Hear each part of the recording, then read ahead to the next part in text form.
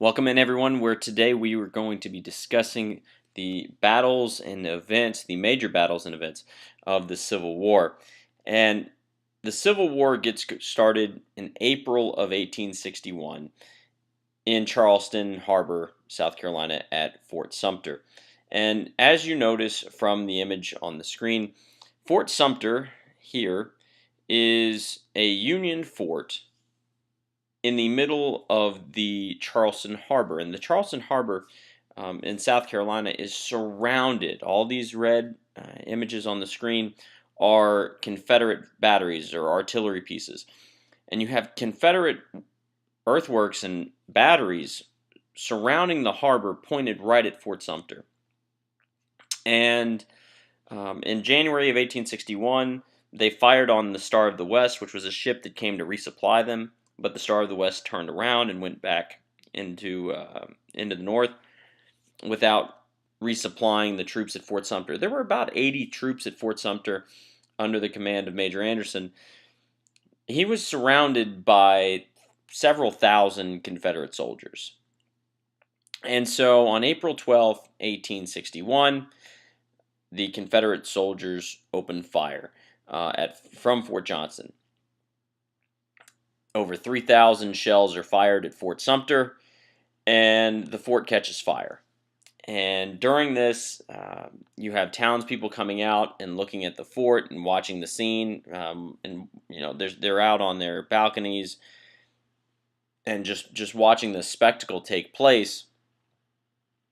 And as a result of this bombardment, war breaks out between the North and South. So Fort Sumter falls, and Lincoln. All right, here's an image of the Confederate flag over Fort Sumter. Once Fort Sumter falls, and nobody, amazing statistic here, nobody died, nobody was wounded during the Battle of Fort Sumter. So Fort Sumter, again, the firing of shots at Fort Sumter starts the war. Once this battle takes place, Lincoln asked for 75,000 men to end the rebellion. This request by President Lincoln on April 15th, 1861, causes several things to happen. Specifically, the states of Virginia, North Carolina, Tennessee, and Arkansas all vote to leave the Union. Seen here. So you got Virginia, North Carolina, Tennessee, and Arkansas all voting to leave the Union. And you're probably wondering, what's the deal with the states in yellow? Well, the states in yellow, Missouri, Kentucky, Maryland, and Delaware, each of those states had slavery, but they all decided to remain in the Union. So Missouri, Kentucky, Maryland, and Delaware decided to stay with the North. The first major battle where you see large numbers of casualties is at Bull Run or First Manassas. The different sides had different names for the battlefields. The southern way of naming the battlefields was after the nearest body of water, whereas the northern way of naming the battlefields was after the nearest town. So the Battle of Bull Run or First Manassas takes place in northern Virginia, and you have McDowell, Union general, with 35,000 men around Washington. Patterson, 18,000 men in the Shenandoah Valley. And their Union forces are opposed by Johnston over in Winchester, Beauregard at Manassas Junction, and Holmes down here on the Potomac. Now, Beauregard is outnumbered. He's outnumbered, and when McDowell brings his troops down, Beauregard gets on the... Well, Beauregard doesn't get on. He has somebody send a telegraph message to Johnston. It says, hey, we need some help. McDowell has moved on us with his men. So Johnston takes his 12,000 men, marches them down here to the railroad. They get on the railroad and take the train all the way over to Manassas Junction to reinforce Beauregard. So McDowell goes from having a 35,000 to 20,000 advantage to a 35,000, 32,000 advantage. And it's an even fight once Johnston's reinforcements get there. This changes the tone of the battle.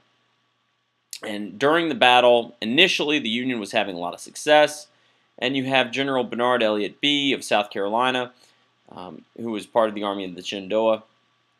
Right before his death, to rally his scattered troops, he gives the command, "Form! Form, there stands Jackson like a stone wall. Rally behind the Virginians." And this statement right here is how Stonewall Jackson gets his nickname. And Stonewall Jackson, his 4th Virginia Infantry, had a lot of Christiansburg boys in it. And at the first Battle of Bull Run, Jackson reportedly ordered the 4th Virginia, "Reserve your fire until they come within 50 yards, then fire and give them the bayonet, and when you charge, yell like furies." And there's a link there if you want to pause it and go check out the first use of the rebel yell. And I should say the video is not of the first use, but the video is of Confederate veterans doing the rebel yell. I'd like to point out that, folks, this is a very sensitive topic in some aspects, and the folks doing those rebel yells were actually veterans. They were recorded doing that in the 1930s, and those folks doing that were in their 80s and 90s. And you have to remember that, the Southern soldiers did fight to defend slavery, and that was what they were fighting for. And there are a whole host of issues with that. So just remember that when you're checking this out. But moving on, the reason this says the first Battle of Bull Run is because multiple battles were fought at this location. The next one was fought there in 1862. So the first Battle of Bull Run is the first major battle of the Civil War. So with this battle, you have a Confederate victory. They turn the Union Army and force them to retreat to the north. There were only 800 plus dead and 2,600 wounded. The captured and missing is the very lopsided figure. The Union had a lot more captured and missing than the Confederates did. So a big Confederate victory at the time. So another fascinating thing about this battle, people from Washington, D.C. came out to watch it. A U.S. congressman was actually captured at the battle. A congressman from New York comes to the battle to watch, ends up getting captured by the Confederates. He is in exchange, he has to spend 6 months in a Confederate prison until he is exchanged for Confederate soldiers later that year. So the Battle of Bull Run ends up being a major Confederate victory. All right, let's fast forward to 1862. And at this point, tens of thousands of Americans have died. And following the Battle of Antietam, President Lincoln makes this statement: "If I could save the Union without freeing any slave, I would do it. And if I could save it by freeing all the slaves, I would do it. And if I could save it by freeing some and leaving others alone, I would also do that. I have here stated my purpose according to my view of official duty, and I intend no modification of my oft expressed personal wish that all men everywhere could be free." Abraham Lincoln would do whatever it takes to preserve the United States of America.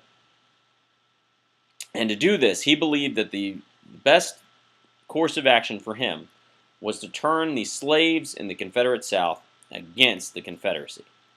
And to do that, he issued the Emancipation Proclamation. Its signing changed the purpose of the war to freeing the slaves. And it said that slaves in any area still in rebellion on January 1st, 1863 would be free. So if the southern states decided they wanted to rejoin the Union and stop rebelling, all right, they could still have slavery. But if they kept rebelling, their slaves would be free on January 1st. And so as the war goes on, you have African Americans joining the Union Army to fight against the Confederacy. Now let's talk a little bit about the strategy of the war. First, Winfield Scott, who was a famous American general during the Mexican-American War, he's a little past his prime when the Civil War breaks out, but his mind's still good, and he comes up with a strategy for winning the war. And his idea is to take the U.S. Navy and blockade the Confederate coast and prevent ships from getting in or getting out, and essentially starving the South of supplies. So the Union Navy takes position and starts doing this. The next part of his plan, and this snake is an anaconda, the next part of his anaconda plan is to separate the two parts of the South. And to do that, you have to control the Mississippi River. And so they send gunboats up the Mississippi, and they send gunboats down the Mississippi. And the point at which everything comes to a head is Vicksburg. Vicksburg becomes the last Confederate fort on the Mississippi left. So the Union takes everything from Memphis on down and from New Orleans on up. And Vicksburg is the final remaining Confederate holdout. It's got 30,000 troops defending it. And they decided to put all their guns right along the curve of the river to give them maximum exposure. And what Ulysses S. Grant, the Union commander in the West, decides to do is he initially attacks these rebel batteries, but he's repulsed. He's pushed back. He decides to lay siege to all of it. So he uses his troops, his 77,000, and surrounds the 30,000 Confederates in Vicksburg. And he lays siege to the city. And so they spend weeks without getting fresh food or water into the city. Or I shouldn't say water, I should say supplies. They're not getting food or supplies into the city. Things are so bad that the Confederate soldiers are turning to eat rats inside the city. Well, in early July, Vicksburg surrenders of 1863. And the dead, practically even between both sides. The wounded, Union had more wounded, but the captured and missing, Ulysses S. Grant captures almost 30,000 Confederate troops when the Confederate troops surrender Vicksburg. And this is a major Union victory in the South and essentially takes out 3 states, takes out Texas, let's see here, it takes out Texas, Arkansas, and Louisiana from the rest of the Confederacy. It separates the Confederacy, it divides them in two. So the Battle of Vicksburg was fought in southern Mississippi. It divided the South in two, and it's a Union victory. The Union forces controlled the Mississippi River. The next battle we'll look at is Gettysburg. And Gettysburg was fought about the same time as the Vicksburg siege is happening. And Lee knows this is happening out in Vicksburg, and he knows he needs to win a major victory on Union soil. And so he takes his army of Northern Virginia and he invades the North. When they go up to Gettysburg, and this is a much more detailed campaign map, and if you want to pause it and look at it, feel free to do so. It's from the Civil War Battlefield Trust. And when Lee makes his move, he sends his cavalry under Jeb Stuart along the right side of Meade's troops, and Meade was the Union commander. And for a good part of this campaign, Lee did not have Jeb Stuart, his cavalry officer. And without his cavalry, he wasn't quite sure of all the Union movements and strength, and this ends up costing him dearly at Gettysburg. And Gettysburg is the site of the bloodiest fighting in American history. It's the bloodiest battle in American history. The fields at Gettysburg had so many people dead, dying, wounded on them during those 3 days and in the days afterwards. And the worst of the fighting was for Little Round Top. And any time in the Civil War that troops could get a hold of the high ground, they would do so. It was a lot more advantageous for soldiers to be up high than down low. And it's a lot easier to defend a ridge than it is to try and take it. And here's a photograph of the carnage at Gettysburg. All of these folks lay dead after the battle. Again, like I said, this was the deadliest battle in American history. You have 8,000 troops on both sides total die, and then you have 32,000 plus wounded. and a lot of those would end up going on to dying, as a result of their wounds. Uh, Not to mention you've got 5,000 plus for both sides captured or missing. So this this battle absolutely horrific in its scope. And Lincoln, following the Battle of Gettysburg, um, has his famous Gettysburg Address where he says that you know these people did not die in vain. Um, they fought to defend this country and to preserve a union of the people, for the people, and by the people. The Battle of Gettysburg marks the turning point in the war, and things for the South progressively get worse, and they get worse fairly quickly after that. So Lee's invasion is forced back. In 1864, you have General Sherman of the Union Army marching to the sea, and he goes through Georgia, and he destroys Atlanta, and we'll talk about that in another episode.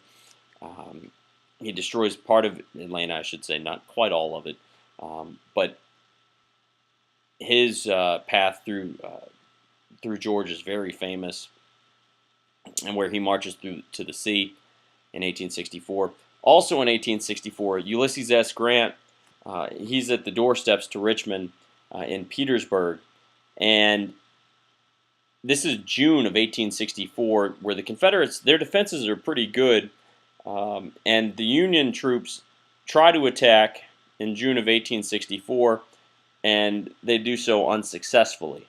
So they're not able to penetrate the Confederate defenses. And they laid siege to Petersburg, and they're there, trying to get through the Confederate defenses, and it just doesn't happen until April 2nd of 1865.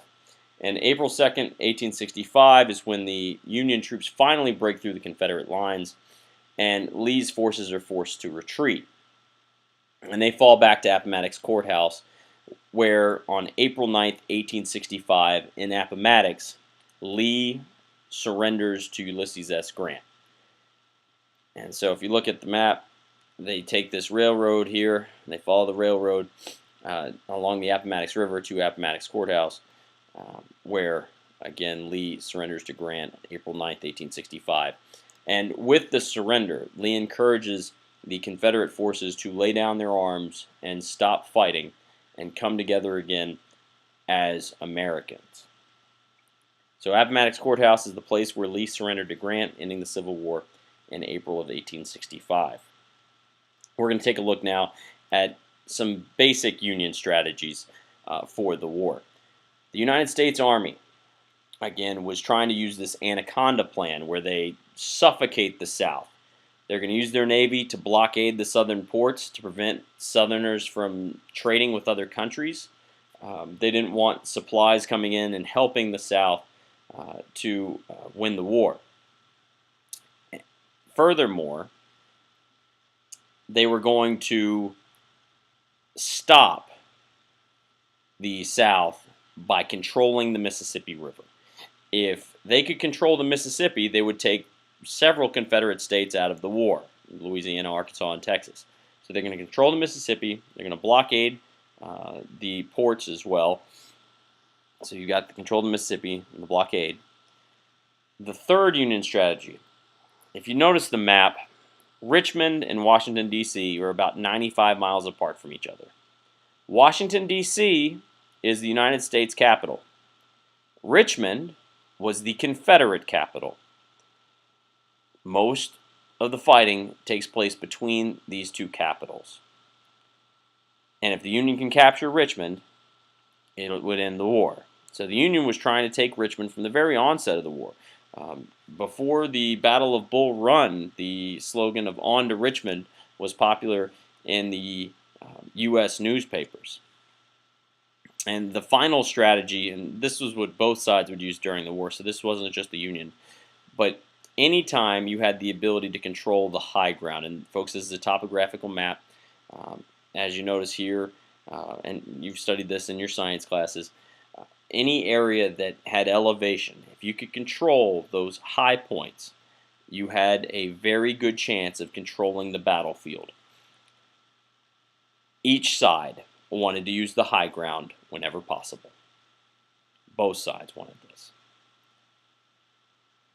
Folks, be sure you go back and look through this. I know this is very complicated, and there are plenty of resources available online if you're interested in other battles. The American Battlefield Trust, or excuse me, the Civil War Battlefield Trust does a very good job breaking this down. If you want to check that out, feel free to do so. And tune in again next time for another digital episode.